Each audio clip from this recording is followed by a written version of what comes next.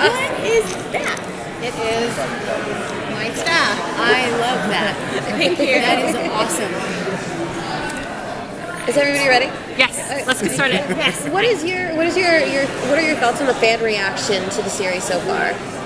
I think it totally makes sense. I think, everybody's going to have their own opinion. And, it's a pretty big standard to live up to. I mean, just from what everybody knows already. And we're trying to do something new and exciting. And, obviously, yes, it's very like, Melissa, that just her role, like, as Melissa and then stepping in as Supergirl, I think is just, it's so important and it's so exciting to watch her.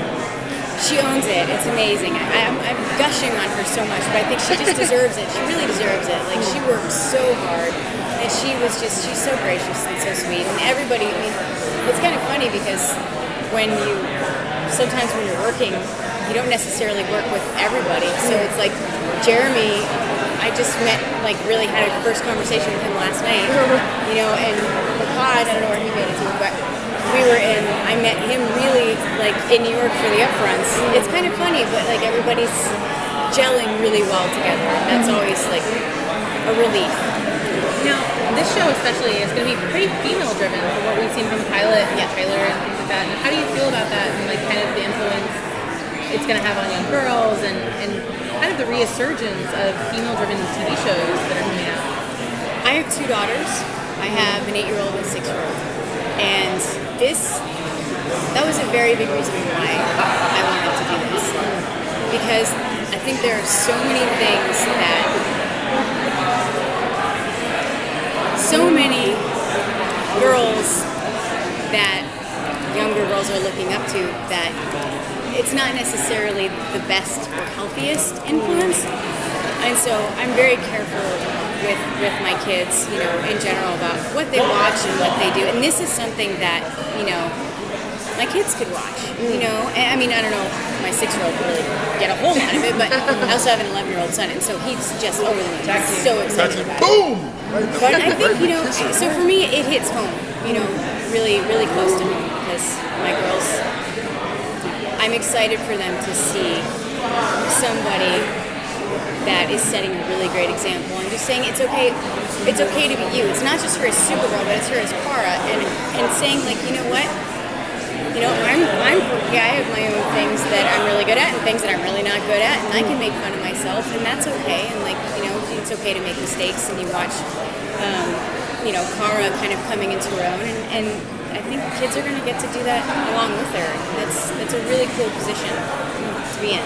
Now you're playing Kara's sister, yes. Alex, adopted sister, and as having 2 daughters who are obviously sisters, right? The sister relationship, I think we don't see a lot of those strong relationships on TV, of those kind of interesting dynamics. How is that relationship going to develop further between Kara and Alex as the season progresses? Well, the big thing for Alex is that she's very protective, of Kara, especially at this point. As she's starting to embrace things, and really stepping out kind of into who she really is, it scares the life out of Alex because she doesn't want anything to happen to Kara.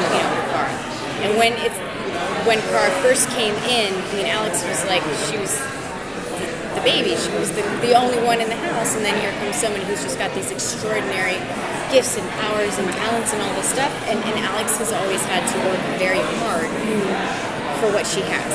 And so there was almost a jealousy, competitive sort of nature to it in the beginning, and I'm sure they'll probably, touch on that.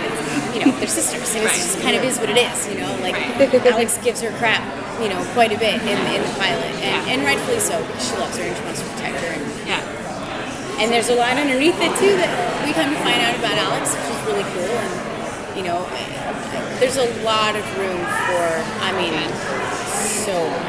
so much. Did you read the comics? Yeah. I think so. Sorry. No, thank you. Thank you so much. Thank you. Thank you.